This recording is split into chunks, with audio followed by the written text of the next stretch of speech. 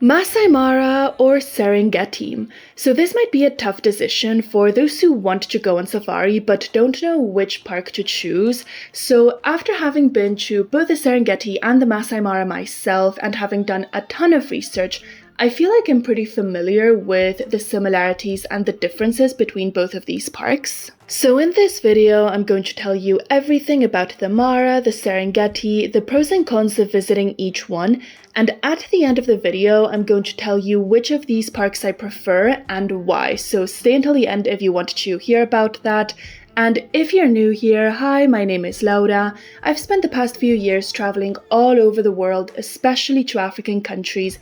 And in this channel, I share lots of travel vlogs, hidden gems, and travel information videos like this one. So if that sounds like something you like, make sure you subscribe. And now let's go back into the video. So first, let's talk about some of the similarities between the Maasai Mara and the Serengeti. So these two are continuous national parks. So the Maasai Mara is in Kenya to the north and the Serengeti is in Tanzania to the south, but they are continuous. So they are only divided by an artificial border and there is no sort of fencing in between these two national parks or anything like that.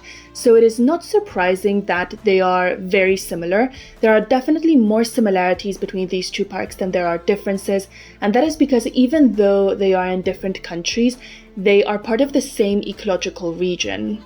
Both of these parks have the same climate, so the same dry season, same rainy season. The best time to visit the Serengeti is also the best time to visit the Maasai Mara, and the worst time to visit the Maasai Mara is also the worst time to visit the Serengeti, so in that sense, they're completely the same. Both of them also consist mainly of savanna and grassland. The landscapes are very, very similar in both, and the wildlife that you can see in both national parks is also pretty similar. So there's a few animals that you're almost guaranteed to see both in the Maasai Mara and the Serengeti, and those are animals like zebras, wildebeest, buffaloes, giraffes, elephants, different kinds of antelopes like gazelles and impalas. Both the Mara and the Serengeti are well known for their abundance of big cats, so lions, cheetahs, and leopards. If you've been on safari before, you know that big cats and felines are generally harder to see than other animals such as zebras or giraffes, because cats are generally shy animals, so they tend to be harder to spot.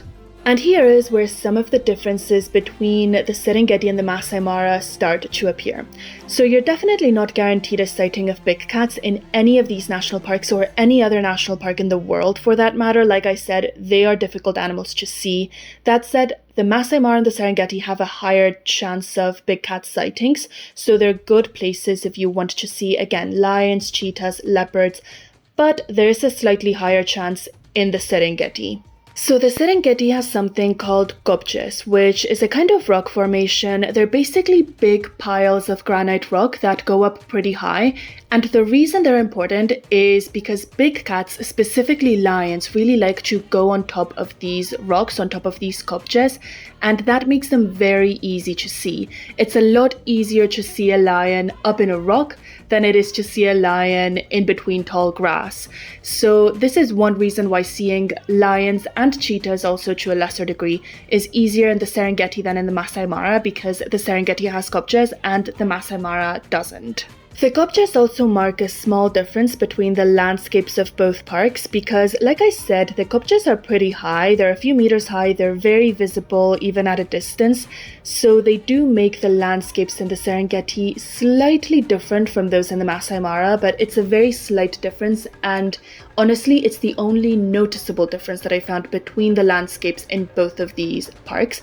Everything else is pretty much the same. So moving on to the next big difference, road access to these national parks varies a lot and is very different. So the Serengeti is very far from any major cities, and most safaris in Tanzania start from the city of Arusha, which is pretty far away from the Serengeti. It is around 10 to 12 hours away by car, so it's a really, really long drive, right? On top of that, a very big portion of the road that goes to the Serengeti is not paved, so starting from the Ngorongoro National Reserve, that is where the paved road ends, and from then onwards, everything else is a dirt road. And it is a very wide dirt road, it is a very well kept dirt road, but it is a dirt road nonetheless, and most of your drive will be on that dirt road, so it is not only a very long drive, it can also be an uncomfortable one. Most safaris in Kenya, on the other hand, start in the city of Nairobi, the capital city of Kenya, and the distance from Nairobi to the Maasai Mara is 5 hours, so around half or even less than half. So the last time I was in the Maasai Mara, and mind you, this was a few years ago, a big chunk of the road that goes there from Nairobi also wasn't paved, so I remember that out of that 5-hour drive, around 2.5 hours was on paved roads and 2.5 hours was on unpaved roads. So the unpaved road was basically a dirt road as well. It wasn't as good quality as the one that leads to the Serengeti. Some of the driving on that road was definitely sketchy, but that might have been the rainy season. I did travel to the Mara in the rainy season and the rains might have done some damage. And also by the time I was there was some repair work being done on that road, and there was work to pave the road as well. So the situation on that particular road might have changed since I last visited the Maasai Mara. So long story short, the drive to both the Serengeti and the Maasai Mara is long, tiring and uncomfortable. I mean, they are very remote places after all, so it is to be expected. But the drive is significantly longer in the case of the Serengeti, and it is the least accessible park of the two for sure. Something that is also worth mentioning is that because of the length of the drive, I was able to comfortably fit an afternoon game drive, so an afternoon safari in the Maasai Mara after like a full morning of driving there, but I was not able to do that in the Serengeti. So I drove the 12 hours from Arusha to the Serengeti, and I was supposed to have a game drive in the afternoon, and that just didn't happen because there wasn't enough time, because that entire day was dedicated to driving and to getting to the park in the first place. So moving on to the next big difference. So besides safari, Kenya and Tanzania are very well known for their cultures and specifically for the Maasai tribe. It's even in the name, like Maasai Mara, Maasai tribe. And actually the names of both of these parks are Maasai words. So Maasai Mara means Maasai border, and Serengeti means endless plains in Ma, which is the Maasai language. And both the Serengeti and the Maasai Mara are the traditional homeland of the Maasai culture. They were there before colonization, they were there before any of these places was transformed into safari parks, and more broadly their homeland expands all over southern Kenya and northern Tanzania. However, while you will find Maasai people roaming around in the Maasai Mara, and you can do village visits over there, you can go on a cultural tour to see the Maasai tribe in the Maasai Mara, you cannot do that in the Serengeti, and you will find no Maasai people living in the Serengeti. So this is because, according to Tanzanian law, no one can live inside a national park. National parks are only for the use of tourism. So this applies to all tribes and all cultures, not only the Maasai, but in the case of the Serengeti, because it is the traditional homeland of the Maasai, it affects mainly them. So many years ago, the Maasai were expelled from the Serengeti. They were forcibly told to move somewhere else to create room for the creation of this national park and to create room for tourism.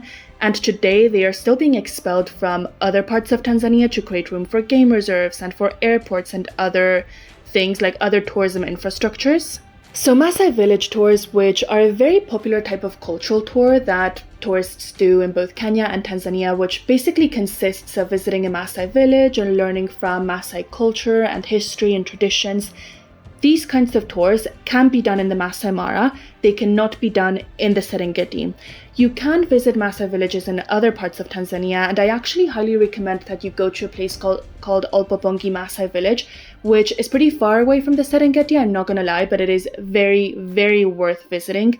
And I actually did a full video about my experience in Olpopongi Maasai Village, which I really recommend you watch, because in that video, I also talk with one of the Maasai people that I met over there about the situation in the Serengeti and the Maasai people being expelled from different parts of Tanzania, and we kind of get into the ethics of it, which I don't want to get into in this video. So I will leave that link in the description if you want to check it out. Again, I highly recommend that you watch that video. But moving on, let's talk about another big difference between the Masai Mara and the Serengeti, and that is the Great Migration. So the Great Migration is a natural phenomenon in which hundreds of thousands of zebras, wildebeest, antelopes move from the Serengeti to the Masai Mara searching for better grazing grounds and better food, and they are followed by predators such as lions, cheetahs, leopards. So the highlight of the Great Migration are the river crossings. So the river crossings occur right at the border between Kenya and Tanzania, right at the border between the Maasai Mara and the Serengeti. So the animals cross the Grumeti and the Mara rivers. And it is a particularly tense moment because there's predators like, again, lions, cheetahs, and also crocodiles waiting for the animals over there. So it is the best place to witness a hunt. But even if you don't witness a hunt, this moment is so significant in and of itself. So which is the best park to see the Great Migration from? So if you want to see the river crossing specifically, you have to travel in either June or July because that is when they happen. And I would say that the better park to see the river crossings from is the Masai Mara, purely because it is easier to access. And the Masai Mara is a smaller park. It is easier to get to that boundary, to the Grumeti and the Mara rivers from the Kenyan side than it is to get there from the Tanzanian side, because most safaris in the Serengeti occur in the central Serengeti, and you would have to go all the way up to the northern Serengeti to see the river crossings, and that is pretty remote. Most safari tour companies will not go that far. So if you want to see the river crossings, I recommend that you go to the Masai Mara. However, if you want to see the herd, so the huge herds of wildebeest and zebra, then the Serengeti is the better park for that because the herds stay there for longer. So I was able to see them in late May, early June, and they were truly an amazing sight. Lastly, let's compare prices between these two national parks. So both of them are expensive. Like safari is an expensive activity no matter what. You're going to spend a lot of money no matter where you choose to do a safari in this world, and that also applies to Kenya and Tanzania. However, the entry fee to get into the Masai Mara is a little bit cheaper than the entry fee to get into the Serengeti. And there's also more options for budget accommodation and camping grounds in the Masai Mara. And don't get me wrong, you can do budget safaris to the Serengeti. I actually did one myself. I did a budget camping safari to this park and I slept in Serengeti public campsite and I had a great experience. I actually vlogged it for YouTube, so I'll make sure I leave the link to that video in the description as well if you want to watch it. And I highly recommend you check it out if you're thinking of doing a budget safari yourself, if you're thinking about camping, or if you just want to know what it's like. It is a great video. But what I'm trying to say is that there are more options for camping grounds in the Masai Mara. So in the Serengeti, I think Serengeti public campsite is the only place where you can camp. And there are definitely more options over in the Masai Mara. And there's also more options for budget hotels, which I don't really think there is a big offer for budget hotels. In the Serengeti, either you camp or you spend a ton of money on an expensive hotel. There really isn't much of a mid-range to budget hotel option, if that makes any sense. So basically, both parks are going to be expensive no matter what. But there are more affordable options on the Kenyan side of the border in the Masai Mara as opposed to in the Serengeti. And Kenya is generally the cheaper destination out of the two, so safaris in Kenya are generally cheaper than safaris in Tanzania. So in conclusion, which park is better, the Masai Mara or the Serengeti? So both parks are great and you truly cannot go wrong with any of these. I had a great experience in both, and you might choose one over the other based on things such as visas. Maybe your visa requirements to enter one country are better than the other. Maybe you'll make your decision based on budget or on safety in each country. Like the safer country of the two is Tanzania over Kenya by far. So there's definitely different things that can make you choose one park over the other and one safari over the other, but let's say that conditions are the same. On the same conditions, which one would I choose? So I would personally go with the Masai Mara. Out of those two national parks, I mean, I loved both of them truly, but the pro to visiting the Serengeti is that you have a higher chance of seeing lions. But the chance of seeing lions in the Masai Mara is also pretty high. I don't think there's that much of a difference between the two parks, and everything else is a bit better in the Masai Mara. So the access is easier. You can see the Maasai tribe over there. It is generally cheaper. It is better to see the river crossings and the Great Migration. So they're it's a very difficult decision. Both parks are great. But if I had to choose just one, I would choose the Mara by just the slight differences that make it ever so slightly better in my opinion. If you're interested, I have a full YouTube video about everything that you need to know before you travel to the Masai Mara, which includes information such as the best time to travel and different kinds of accommodation, different accommodation options that you have, and much more. And I have a very similar video about the Serengeti explaining everything that you need to know before you go to the Serengeti. So I will leave a link to both of those videos in the description. And if you found this video useful, make sure you like, you comment, and you subscribe for more videos like this one. And let me know in the comments, would you choose the Masai Mara or the Serengeti?